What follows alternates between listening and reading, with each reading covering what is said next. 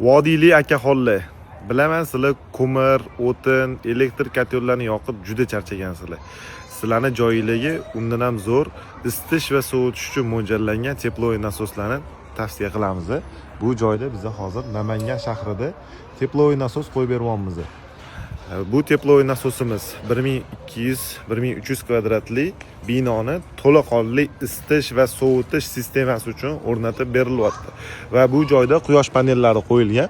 Quyosh panellari orqali teplovoy nasosi elektr rasxodini nolga tushirgan holatda, undan tashqari quyosh paneldan kelayotgan tokkni davlatga sotib, xudo xolisa shu joydan foydalanishadi. Bu joyda biza poldan isitish, undan tashqari patolog orqali suv havo sistemalarini tashkillashtirib berganmiz. Sizlarning ham joylarni isitishga, sovutishga sistemalari bilan polni podключ qilib tashkillashtirib beramiz.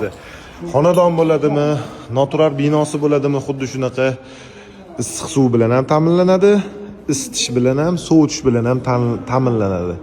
Poldan, devordan, patologdan isitish va sovutish sistemalari bor. Aloqaga chiqaverasizlar, sizlarning joyinglarni mukammal tarzda qilib beramiz.